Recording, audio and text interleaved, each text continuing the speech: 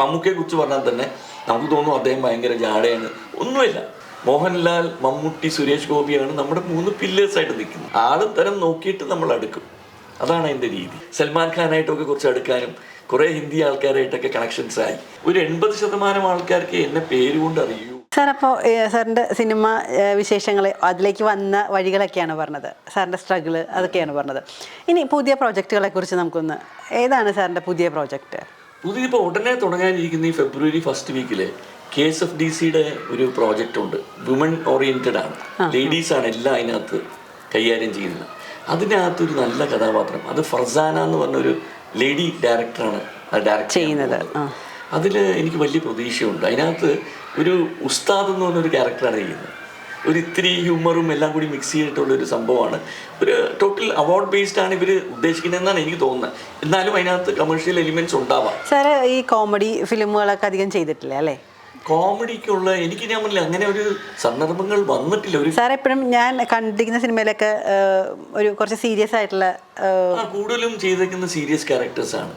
ഇതിപ്പം എന്താണെന്നറിയാം, സാറിനെ കണ്ട എല്ലാവർക്കും അങ്ങനെയായിരിക്കും അപ്പൊ തോന്നുന്നത് പെട്ടെന്ന്. അങ്ങനെയല്ല ഇത്. അല്ല, ആക്ച്വലി ഇവിടെ വരുന്നത് വരെ ഞാനും വിചാരിച്ചത് സാർ ഭയങ്കര സീരിയസ് ആണ് അങ്ങനെയാണ്. പക്ഷെ ഇവിടെ വന്നു കഴിഞ്ഞപ്പോൾ സാർ അങ്ങനെയല്ല, തീരെ സീരിയസ് അല്ല. ഞാൻ ഭയങ്കര ജോവിയലായിട്ട്, സാർ എനിക്ക് തോന്നുന്നത് ഭയങ്കര ഡൗൺ ടു എർത്ത് ആയിട്ടുള്ള ഒരു മനുഷ്യൻ എന്നാണ്. എനിക്ക് കുട്ടികളുടെ അടുത്ത് പോലും വളരെ ജോവിയലായിട്ട് പോകുന്ന ആളാണ്.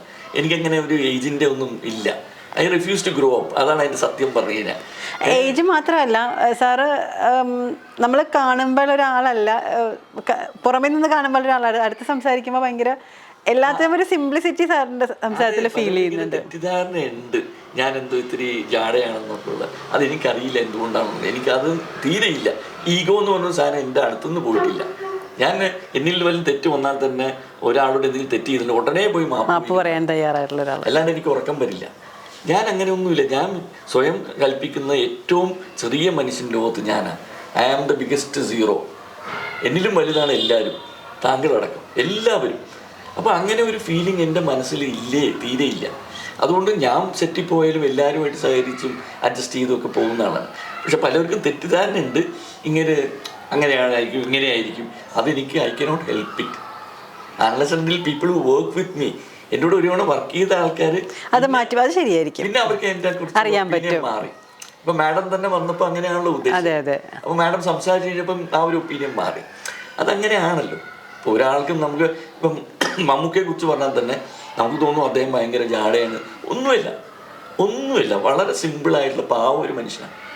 പിന്നെ അങ്ങേര് ഇന്ന് നിൽക്കുന്ന ഒരു പൊസിഷൻ, നമ്മുടെ 2-3 പില്ലേഴ്സാണ്. മോഹൻലാൽ, മമ്മൂട്ടി, സുരേഷ് ഗോപിയാണ് നമ്മുടെ 3 പില്ലേഴ്സായിട്ട് നിൽക്കുന്നത്. അപ്പോൾ അവർക്ക് അവരുടേതായിട്ടുള്ള കുറച്ച് ഒക്കെ അവരൊന്ന്, പിന്നെ എല്ലാവരും മനുഷ്യരാണല്ലോ, അവർക്ക് അവരുടേതായ ഒരു അത് കാണിച്ചില്ലെങ്കിൽ എല്ലാവരും തലപ്പത്ത് കയറും. അപ്പോൾ അത്യാവശ്യമൊക്കെ അങ്ങനെ നിൽക്കുമെങ്കിലും മാനസികമായിട്ട് ഇവരെല്ലാവരും, ഈ 3 പേരും എന്നെ എനിക്ക് വളരെ അടുത്തറിയുന്നവരാണ്. 3 പേരും വളരെ നല്ലവരാണ്, ഒരു കുഴപ്പമൊന്നുമില്ല. നമ്മളോടൊക്കെ നല്ല രീതിയിൽ പെരുമാറാറുണ്ട്. പിന്നെ മറ്റു പുറത്ത് നിൽക്കുന്ന എല്ലാവരോടും അങ്ങനെ ചെയ്താൽ അവർക്കത് ബുദ്ധിമുട്ടുണ്ടാക്കും. അതെല്ലാവർക്കും സാധിക്കുന്ന കാര്യമല്ലല്ലോ. അപ്പം അതുകൊണ്ട് തന്നെ നമ്മൾ ആളും തരം നോക്കിയിട്ട് നമ്മൾ അടുക്കും. അതാണ് അതിൻ്റെ രീതി. സാർ, സാർ ആദ്യം പറഞ്ഞൊരു കാര്യത്തിലേക്ക് തിരിച്ചു ചെല്ലട്ടെ. സാർ ഇങ്ങനെ പറഞ്ഞല്ലോ, ഒരു ഷോപ്പ് തുടങ്ങിയിട്ട് ഒന്നുമില്ലാതെ ഇങ്ങനെ ഇരിക്കുന്ന അവസ്ഥയിൽ ഒരു വെള്ളയും വെള്ളിട്ട് ഒരാളൊരു സൂട്ട് കേസ് പിടിച്ച് വന്നു എന്ന്. അല്ല, പിന്നെ എപ്പോഴെങ്കിലും കണ്ടിട്ടുണ്ട്? അതെ, ഈ ആളെ വീണ്ടും കാണാനുള്ള സന്ദർഭം ഉണ്ടായി. എപ്പോഴാണെന്നറിയോ? ഞാൻ ഈ കട വളർന്ന് വലുതായി 3 ഫ്ലോറായി എല്ലാം കഴിഞ്ഞ് പിന്നെ ഞാനൊരു തകർച്ചയിലേക്ക് പോയി. എൻ്റെ ഗ്രാഫ് പറഞ്ഞാൽ ഇങ്ങനെയാണ്. ഒരു ഭയങ്കരമായ തകർച്ചയിലേക്ക് പോയി. ആ കടയെല്ലാം മൊത്തത്തിൽ അങ്ങ് നിർത്തി വീണ്ടും ആ 3 നിലയുള്ള കെട്ടിടമൊക്കെ മാറി വീണ്ടും ഒരു ചെറിയ കടയിലേക്ക് വന്നു. ഒരു സിനിമ കാണുന്ന പോലെ തന്നെയാണ്. അങ്ങനെ 50 സ്റ്റാഫുള്ളവരെല്ലാവരും പിരിച്ചു വിട്ടു. പിന്നെ ആകെയുള്ള പഴയതുപോലെ 4-5 പേര്. 2-3 വണ്ടികളുണ്ടായിരുന്നു ആ കാലഘട്ടത്തിൽ. അന്ന് നല്ല ആഡംബരത്തോട് ജാടയായിട്ട് ജീവിച്ച ആൾ പിന്നെ ഒന്നും ഇല്ലാത്ത സ്ഥിതിയായി, ഒരു കാറായി. ഇങ്ങനെ ഇരിക്കെ ഈ ജിതേന്ദ്രകുമാർ വീണ്ടും പഴിയെ നടന്നു വരിക. അദ്ദേഹത്തിന് ഞാൻ 2 ലക്ഷം രൂപ കൊടുക്കാനുണ്ട്. അദ്ദേഹം വന്ന് പറയുന്നു, ഭായി मेरा पैसा दे दो, मुझे बॉम्बे में उनसे बात करने क्या है, वो लोग मानते नहीं है पैसा देने क्या है. അപ്പോൾ ഞാൻ പറഞ്ഞു, भाई साहब मेरे पास पैसा नहीं है, എൻ്റെ ഒന്നുമില്ല, ഞാൻ തകർന്നിരിക്കുകയാണ്, പ്ലീസ് ഒന്ന് മനസ്സിലാക്കൂ. ഞാൻ നിങ്ങളെ ആദ്യം സഹായിച്ചാണ്. യെസ്, ജീവിതത്തിൽ ഒരിക്കലും മറക്കില്ല. ദേ എൻ്റെ അവസാനമായിട്ടുള്ളത് ഈ കാർ. 3 വണ്ടി ഉണ്ടായിരുന്നു, എല്ലാം പോയി. അവസാനത്തെ വണ്ടി എന്നാ കൊണ്ടുപോകും. ആ താക്കോൽ അദ്ദേഹത്തിൻ്റെ കൊടുത്തു. സത്യത്തിൽ ഇത് ഗൂസ് ബംസ് താക്കോൽ അദ്ദേഹത്തിന് കൊടുത്തു. അദ്ദേഹം ആ താക്കോലും മേടിച്ച് വണ്ടി സ്റ്റാർട്ട് ചെയ്ത് പോകുമ്പോൾ സ്റ്റാഫ് അന്ന് പഴയ ഉണ്ടായിരുന്നവർ എന്താ സാറേ കാണിച്ചത്, ഈ സാറ് എങ്ങനെ പോകും, സാരമില്ല, ഒരു വട്ട് പിടിച്ച സ്റ്റേജായിപ്പോയി ഞാൻ. പിന്നെ മഴയത്ത് drizzling rain I use to walk on the road. ഇങ്ങനെ ജീവിതം ഇനി എന്താ ചെയ്യേണ്ടത്, വീണ്ടും പഴയ സ്റ്റേജിലേക്ക് വന്നു. അപ്പോൾ അതുവരെ 4 കുഞ്ഞുങ്ങളായി, 3 പെണ്ണും 1 ആൺകുട്ടിയും, വീടുമില്ല, ഒന്നുമില്ല. ഞാൻ ഒരു വാടകയ്ക്ക് വീട് ആസാദ് റോഡിൽ പോയി വാടകയ്ക്ക് എടുത്ത്. ഞാൻ അത് ചോദിക്കണം എന്ന് വിചാരിച്ചാണ്, ഇങ്ങനെയൊക്കെ സ്ട്രഗിൾ ചെയ്തപ്പോൾ സാറിൻ്റെ ഫാമിലി ഇത്രയും, സാറ് ഒരു പക്ഷേ ഇതൊക്കെ അഡ്ജസ്റ്റ് ചെയ്യുമായിരിക്കും, പക്ഷേ ഇതൊക്കെ കണ്ടു വളർന്ന കുട്ടികൾ നല്ല ഫാമിലി. എൻ്റെ ഭാര്യയെ കുറിച്ച് പറയാൻ എനിക്ക് ഏറ്റവും കൂടുതൽ ബഹുമാനമുള്ളൊരു സ്ത്രീയാണ്. എൻ്റെ ജീവിതത്തിൽ ഞാൻ ഏറ്റവും ബഹുമാനപൂർവ്വം കാണുന്ന ഒരു സ്ത്രീയാണ്. കാരണം വെച്ചാൽ എൻ്റെ എല്ലാം തകർച്ചയ്ക്കും എൻ്റെ ഉയർച്ചയ്ക്കും എല്ലാത്തിനും വളരെ സ്ട്രോങ് ആയിട്ട്. കാരണം സാറ് തന്നെ പറഞ്ഞല്ലോ, സാറ് നല്ല രീതിയിൽ ബിസിനസ് പോയിക്കൊണ്ടിരിക്കുമ്പോഴാണ് പെട്ടെന്ന് ഫിലിമിലേക്കൊന്ന് തിരിയുന്നത്. അവിടെ നിന്നാണ് സാറിന് പിന്നെ 2ാമത് തകർച്ച തുടങ്ങുന്നത്.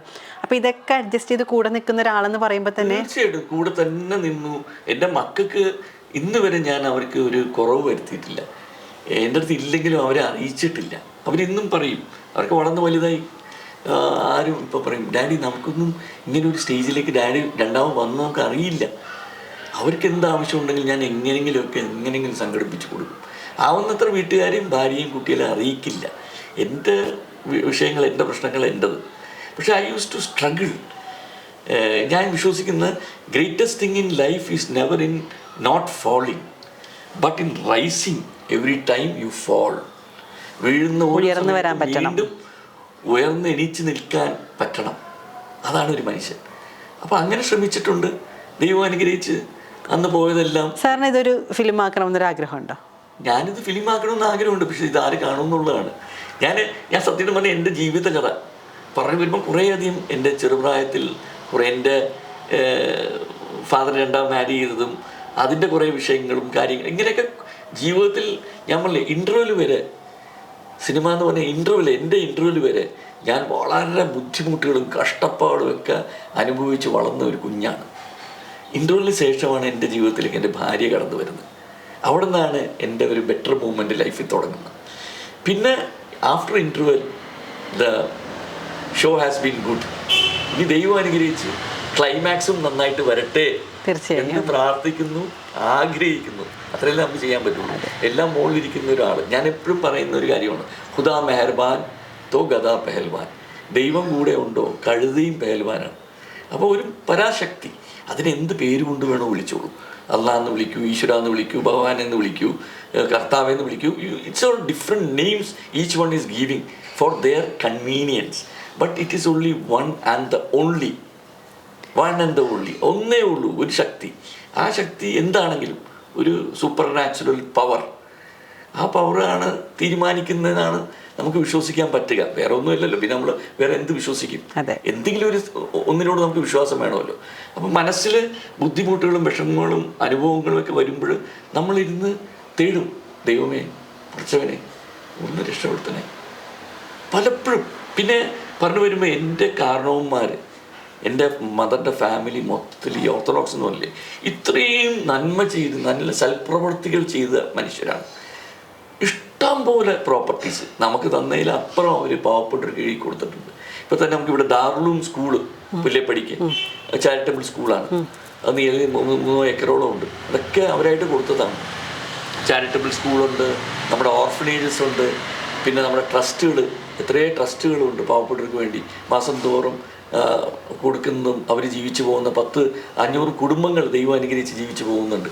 അപ്പോൾ ഇതൊക്കെ സൽപ്രവൃത്തിയിൽ അവർ ചെയ്തു വെച്ചത് എപ്പോഴും നമുക്കൊരു താങ്ങായി, ഒരു ബുദ്ധിമുട്ട് സമയത്ത് ഒരു താങ്ങായി വരാറുണ്ട്. അതുകൊണ്ട് എന്തൊക്കെ ബുദ്ധിമുട്ട് വരുന്ന സമയത്തും അതിൽ നിന്നുമൊക്കെ കരകയറാറുണ്ട്. കര കയറിയിട്ടുണ്ട്. പിന്നെ ഞാൻ വിശ്വസിക്കുന്ന എൻ്റെ ഉപ്പ ഒരു ആനയെ കൊടുത്തു എന്ന് പറഞ്ഞുകൊണ്ടിരിക്കുന്നതിൽ നല്ല ഞാനൊരു ആടിനെങ്കിലും കൊടുക്കുക. അപ്പോൾ എൻ്റെ സൈഡിൽ നിന്ന് എന്നെക്കൊണ്ട് പറ്റുന്ന രീതിയിലുള്ള കാര്യങ്ങൾ ഞാനും ചെയ്യുന്നുണ്ട്, ചെയ്യാറുണ്ട്, ചെയ്യാൻ ആഗ്രഹിക്കാറുണ്ട്. ഞാൻ കൊണ്ടും അങ്ങനെ തന്നെ പോകണം. കാര്യം വെച്ചാൽ ഞാൻ മനസ്സിലാക്കിയെടുത്തോളം എൻ്റെ കാരണവന്മാർ ചെയ്തതിൻ്റെ ഗുണമാണ് എനിക്കിപ്പോൾ കിട്ടിക്കൊണ്ടിരിക്കുന്നത്. ഞാൻ ചെയ്യേണ്ട ഗുണം എൻ്റെ കുട്ടികൾക്ക് കിട്ടും ഉള്ളൊരു വിശ്വാസമാണത്. അതും എല്ലാ സൽപ്രവൃത്തി ചെയ്ത് മറ്റുള്ള ആൾക്കാരെ ഹെൽപ്പ് ചെയ്തുകൊണ്ട് ഒരാളും ജീവിതത്തിൽ തകർന്നു പോയിട്ട് എൻ്റെ അനുഭവം കണ്ടിട്ടില്ല. ഒരാളും. സന്മനസ്സുള്ളവർക്ക് സമാധാനം എന്നാണല്ലോ പറയുന്നത്. സന്മനസ്സുണ്ടോ തീർച്ചയായിട്ടും സമാധാനമുണ്ട്.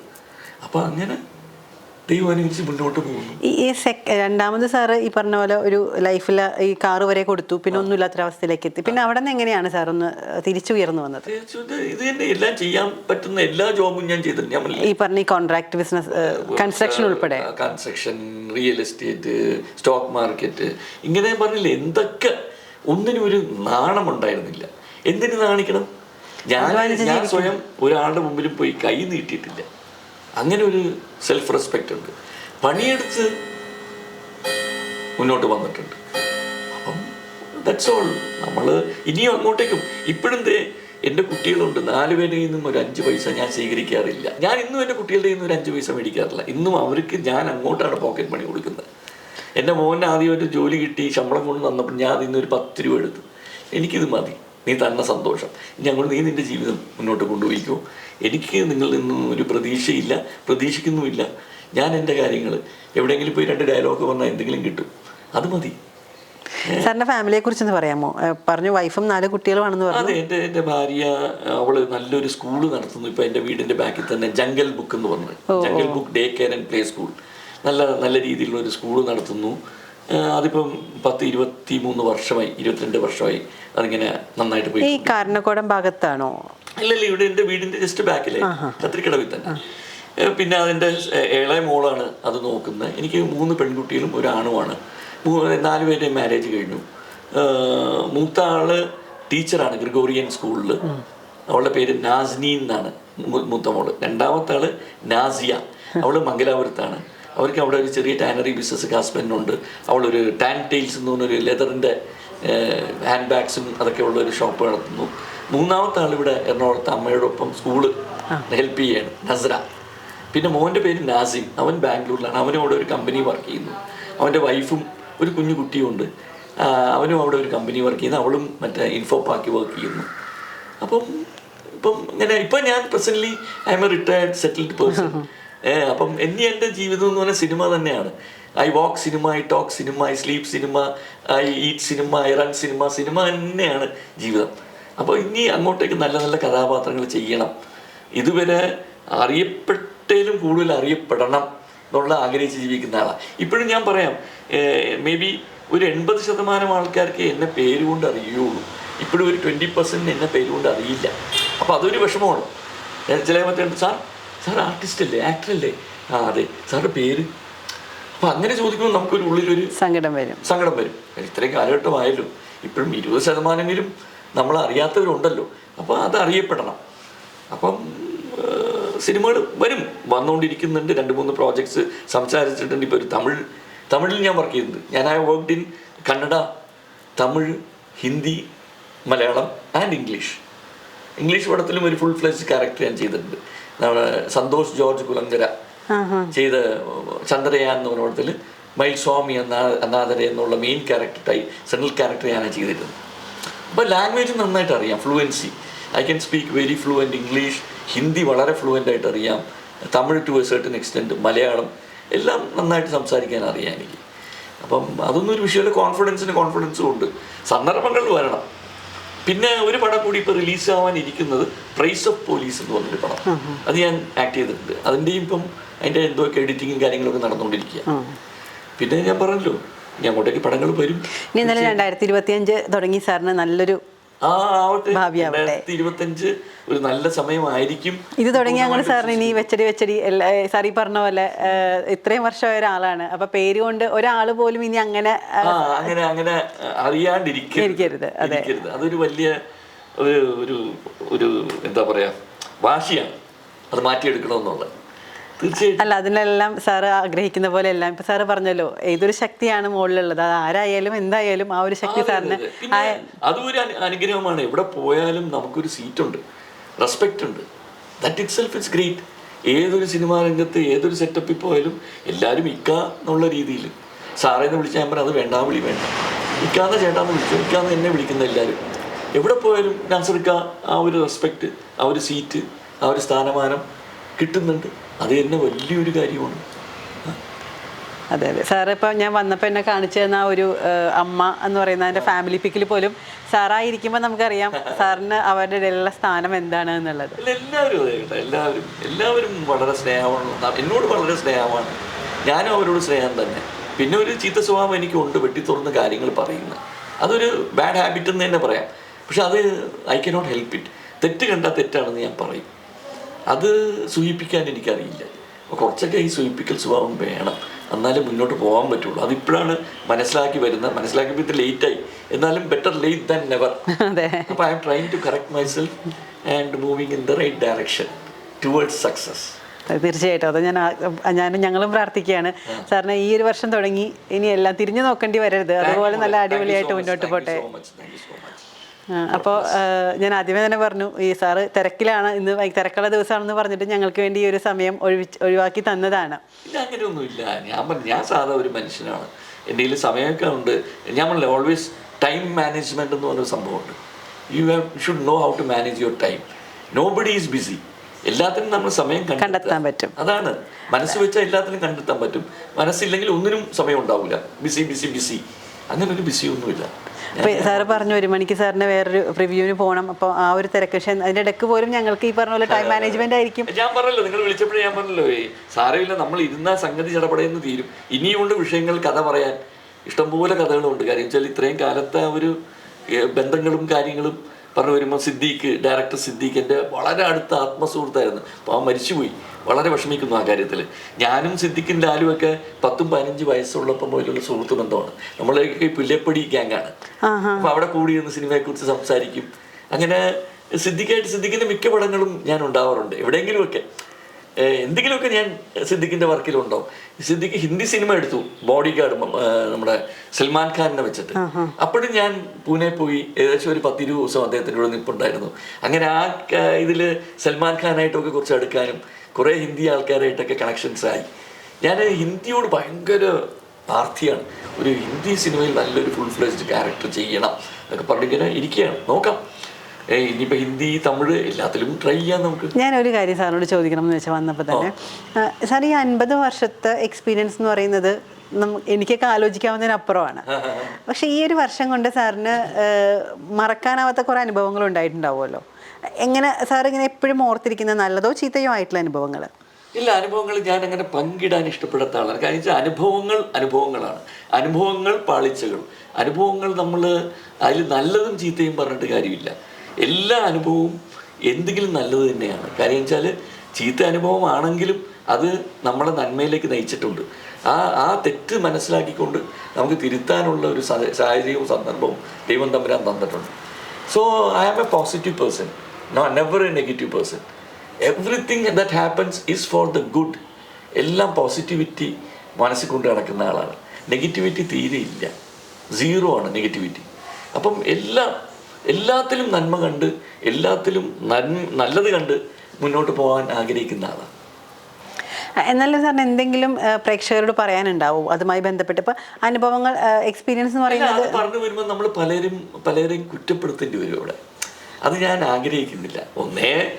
ഞാൻ പറഞ്ഞില്ല, ഇപ്പം വീണ്ടും രണ്ടാമത് എങ്ങനെയെങ്കിലും അള്ളി പിടിച്ച് തിരിച്ച് കയറി വരികയാണ്. ഇനി ശത്രുക്കളെ ഉണ്ടാക്കാൻ എന്നെ കൊണ്ട് കഴിയത്തില്ലേ? അതുകൊണ്ട് ആരും ശത്രുക്കളല്ല. സിനിമ എന്ന് പറഞ്ഞാൽ തന്നെ അങ്ങനെയാണ്. ആരും സുഹൃത്തുമല്ല ശത്രുവുമല്ല. സിനിമാ രംഗം രാഷ്ട്രീയം പോലെയാണ്. സിനിമ എന്ന് പറഞ്ഞാൽ 2 സിനിമ അങ്ങോട്ട് ഹിറ്റാവട്ടെ, പിന്നെ അയാളാളായി. സിനിമ ആണ് what is your last movie, that is where you are. Cinema ഓടിയില്ലയോ, സിനിമയിൽ നിങ്ങൾ വലിയ ആളായില്ലയോ, നിങ്ങൾ അങ്ങനെ കാണുകയുള്ളൂ. നമ്മളിതൊന്നും ഇല്ലാണ്ട് തന്നെ ഇത്രയൊക്കെ നമുക്ക് കിട്ടുന്ന ബഹുമാനം എന്ന് പറഞ്ഞു കഴിഞ്ഞാൽ, ഞാൻ കടപ്പെട്ടവനാണ്. ഞാൻ ആക്ച്വലി ഭയങ്കര grateful for all that the love and the affection that I am getting from the film industry, even though I admit that I am nobody. അത് സാറിൻ്റെ വലിയ മനസ്സ്. പക്ഷേ സാറിനെ ഈ പറഞ്ഞ പോലെ എല്ലാവർക്കും സാറിനോട് കൃത്യമായിട്ടുള്ള, ചിലപ്പോൾ ഒരു പക്ഷേ പേരൊക്കെ അറിയാൻ പറ്റാതിരിക്കാം, എന്നാൽ പോലും സാറെന്ന് പറയുമ്പോൾ ആ ഒരു ആളെ എല്ലാവർക്കും തിരിച്ചറിയാം. തീർച്ചയായിട്ടും. അതിപ്പോൾ നമ്മൾ എവിടെ പോയാലും നമുക്ക് ആൾക്കാർ വരാറുണ്ട്, സംസാരിക്കാറുണ്ട്, സെൽഫീസ് എടുക്കാറുണ്ട്. ഇതൊക്കെയാണല്ലോ നമുക്ക് ജീവിതത്തിൽ ഏറ്റവും വലിയ സന്തോഷം. അതെ, തീർച്ചയായിട്ടും. നമ്മളെ ആൾക്കാർ തിരിച്ചറിയുക, നമ്മളോട് വരിക, സംസാരിക്കുക, സെൽഫി എടുക്കുക, ഫോട്ടോ എടുക്കുക, ഇതൊക്കെ ഒരു കലാകാരനെ സംബന്ധിച്ചിടത്തോളം ജീവിതത്തിൽ തരുന്ന ഏറ്റവും വലിയ സന്തോഷങ്ങളിൽ ഒന്നാണ്. വലിയ ഹാപ്പി മൂമെന്റ്സ് ആണത്. അത് തീർച്ചയായിട്ടും അതിപ്പോൾ ഞാനെന്നല്ല, ഏതൊരു വലിയ നടൻ, ഇപ്പോൾ മമ്മൂക്കയാണെങ്കിലും ലാലാണെങ്കിലും സുരേഷ് ആണെങ്കിലും ആരാണെങ്കിലും, they all enjoy this. That is what keeps them going. പ്രേക്ഷകരില്ലെങ്കിൽ നമ്മളില്ലല്ലോ. അതെ അതെ, അവർ തരുന്ന ഈ എഫെക്ഷനാണല്ലോ നമ്മളെ മുന്നിലേക്ക് കൊണ്ടുപോകുന്നത് തന്നെ. അപ്പോൾ അവരെ നമുക്ക് ഒരിക്കലും തഴയാനോ തളർത്തിക്കളയാനോ പറ്റത്തില്ല. അപ്പോൾ ആര് വന്നാലും ആര് അപ്രോച്ച് ചെയ്താലും I am definitely, as far as I am concern, എൻ്റെ എന്ത് മോശമായ മൂഡാണെങ്കിലും അതെല്ലാം മാറ്റി വെച്ച് I give importance to the people who are coming to me. Sir അതുപോലെ സാർ ഏതെങ്കിലും ഒരു ഇപ്പോൾ ഡയറക്ഷനിലേക്കോ പ്രൊഡക്ഷനിലേക്കോ അങ്ങനെ എന്തെങ്കിലും പുതിയതായിട്ട് ഉദ്ദേശിക്കുന്നുണ്ടോ? ഡയറക്ഷൻ ഞാൻ 2-3 ടെലിഫിലിം സ്വന്തമായിട്ട് ഡയറക്റ്റ് ചെയ്തിട്ടുണ്ട്. സ്കൂൾ ഡേയ്സ് അങ്ങനെയൊക്കെ പറഞ്ഞ 3-4 പടങ്ങൾ ഞാൻ ഷോർട്ട് ഫിലിംസ് ചെയ്തിട്ടുണ്ട്. സിനിമയിലേക്ക് ഡയറക്ഷൻ എന്ന് പറഞ്ഞാൽ ഇറങ്ങി അതൊരു വലിയൊരു തലവേദന എനിക്കറിയാം. എന്നുവെച്ചാൽ ഒരു ഡയറക്ടർ എന്ന് പറയുമ്പോൾ captain of the ship. Cinema തുടക്കം മുതൽ അവസാനം വരെ അദ്ദേഹത്തിൻ്റെ ഇൻവോൾവ്മെൻറ്റ് അതിനകത്ത് ഭയങ്കരമാണ്. അതൊരു വലിയ മെൻ്റൽ സ്ട്രെയിനും ടെൻഷനുമാണ്. എത്രയും വലിയ ഡയറക്ടേഴ്സ് തന്നെ, ഇപ്പോൾ സിദ്ദീഖ് തന്നെ ആരോഗ്യം നഷ്ടപ്പെട്ട് എല്ലാം പുള്ളി ആ എടുക്കുന്ന സ്ട്രെയിൻ അത്രത്തോളം ഉണ്ട്, നമുക്ക് മനസ്സിലാക്കാം. അപ്പോൾ അതുകൊണ്ട് നമുക്ക് പറഞ്ഞേക്കുന്ന തൊഴിലങ്ങ് ചെയ്താൽ പോരെ. എനിക്ക് അഭിനയമാണ് ഇഷ്ടം, പിന്നെ ഞാൻ എല്ലാത്തിലും കൂടി കൈയിട്ട് വരിക അതും ഇല്ല ഇതും ഇല്ല ഉണ്ടാവും. ഇപ്പം തന്നെ സിനിമ ഒരെണ്ണം നിർമ്മിച്ചുകൊണ്ട് തന്നെ കുറേ ശത്രുക്കളുണ്ടായി. എന്നുവെച്ചാൽ നമ്മൾ അയാളെ വിളിച്ചില്ല, അപ്പോൾ എല്ലാവരും വിളിക്കാൻ പറ്റുമല്ലോ. ചില ടെക്നിക്കൽ ആയിട്ടുള്ള എല്ലാവരുമായിട്ട് അടുപ്പമുള്ള സ്ഥിതിക്ക് ചില ടെക്നീഷ്യൻസുമാരെ നമ്മൾ വിളിച്ചില്ലേക്കാം, ചില ആർട്ടിസ്റ്റുകൾക്ക് നമ്മളെ വിളിച്ചില്ല. അപ്പം അതും ഒരു ടെൻഷനാണ്. അപ്പം ആവുന്നത്ര ഞാൻ ഇനിയിപ്പോൾ അങ്ങോട്ടേക്ക് കുറച്ചും കൂടി സേഫ് സോൺ എന്ന് പറയുന്നത് അഭിനയം തന്നെയാണ്. നമ്മുടെ പറഞ്ഞേക്കുന്ന നമുക്ക് ഇഷ്ടമുള്ള നമുക്ക് അറിയുന്ന ഒരു സംഭവം അഭിനയമാണ്. അപ്പോൾ അതിലേക്ക് കോൺസെൻട്രേറ്റ് ചെയ്യുക. വരുന്നതനുസരിച്ച് ഞാൻ എൻ്റെ പാഷനാണ്. ഞാൻ ഇതിലേക്ക് ഇങ്ങനെ കിടന്നിട്ട് കുത്തി മറിഞ്ഞ് ഓടിയാണെന്ന് പറയാൻ അതൊന്നും അങ്ങനെയുള്ള ആളുമല്ല. എനിക്ക് സെലക്റ്റീവായിട്ട് കുറച്ച് സിനിമകൾ ചെയ്യണം, നല്ല കഥാപാത്രങ്ങൾ ചെയ്യണം, അങ്ങനെ മുന്നിൽ കണ്ടുകൊണ്ട് പോകുന്ന ആളാണ്. അപ്പോൾ സാറ് ഈ ഒരു സാറിൻ്റെ 50 വർഷം പൂർത്തിയാക്കിയ ഒരു സന്തോഷമാണ് ഞങ്ങളായിട്ട് പങ്കിട്ടത്. സാറിൻ്റെ ഈ ഒരു ജേണിയാണ് ഫിലിം എന്ന് പറയുന്ന ഒരു ജേണി. 17 വയസ്സിൽ തുടങ്ങിയതാണ്. ചുരുക്കി പറഞ്ഞാൽ 17 അല്ല, അതിന് മുൻപാണല്ലേ. 8 വയസ്സിലാണ് ആദ്യമായിട്ട് 8 വയസ്സിലാണ് ആഗ്രഹം ഉള്ളിൽ പൂവണിയുന്നത്. എൻ്റെ മോഹങ്ങൾ പൂവണിയുന്ന 8ാമത്തെ വയസ്സിലാണ്. പിന്നെ അവിടെ നിന്ന് ഇപ്പം ഇനി പ്രായം പറയണമെങ്കിൽ പറയാം, ഞാൻ പറയാൻ വേണ്ട സാർ. സാർ ആദ്യം പറഞ്ഞ age is just A number. അതെ, അതിന് വലിയ പ്രാധാന്യം നമ്മൾ കൊടുക്കണ്ട. സാർ ഇപ്പോഴും സ്റ്റിൽ 16 വയസ്സിൽ നിൽക്കുകയാണെന്ന് പറഞ്ഞല്ലോ. അപ്പോൾ അതുകൊണ്ട് അങ്ങനെ തന്നെ ഇരിക്കട്ടെ. അപ്പോൾ പ്രായം പറയണ്ട. എന്തായാലും ഇത്രയും സമയം ഞങ്ങൾക്ക് വേണ്ടി ചെലവഴിച്ചതിന് ഒരുപാട് നന്ദിയുണ്ട്. Madam, on the contrary I am thankful to you. എൻ്റെ കഥകളിൽ നിന്ന് ഇത്രയും കേൾക്കാനുള്ള ക്ഷമ കാണിച്ചു. ഇനി അങ്ങോട്ട് കേൾക്കാൻ പോകുന്ന പ്രേക്ഷകരോടും എനിക്ക് നന്ദി. പറ്റുന്നത്ര കേൾക്കുക. ഇതൊക്കെ ചില അനുഭവങ്ങളാണ്. ചെറുപ്പക്കാരായ നിങ്ങൾക്കൊക്കെ ഭാവിയിൽ ഇതൊക്കെ കുറേയൊക്കെ ഞാൻ പറഞ്ഞില്ല, ഇപ്പം എനിക്കുമൊക്കെ എൻ്റെ ചെറുപ്രായത്തിൽ കിട്ടിയേക്കുന്ന കുറേ നോളജ് ഇതുപോലെയൊക്കെ പഴയ ആൾക്കാർ കാര്യങ്ങൾ കേട്ടിട്ടുണ്ടാകും. ചില സമയത്ത് നമുക്ക് പറയാറുണ്ട് നമ്മൾ കത്തിയാണെന്ന് പറയും, ഓ ഇങ്ങനെ ഭയങ്കര കത്തിയാണല്ലോ. പക്ഷേ ആക്ച്വലി വീണ്ടും നമ്മൾ ആ ഒരു ലെവലിലേക്ക് പ്രായത്തിലേക്ക് എത്തുമ്പം അന്ന് കേട്ടതെല്ലാം ശരിയാണെന്ന് നമുക്ക് തോന്നും. അപ്പോൾ നമുക്ക് കിട്ടാത്ത പല കാര്യങ്ങളുമാണ് നമ്മൾ പ്രേക്ഷകർക്ക് വിളമ്പിക്കൊടുക്കുന്നത്. അപ്പോൾ അവർക്കത് കണ്ട് അത് ഇഷ്ടപ്പെടാം, സ്വീകരിക്കാം. ഇനി എന്തെങ്കിലും തെറ്റ് പറ്റിയിട്ടുണ്ടെങ്കിൽ പുറത്തു തരാം. Thank you.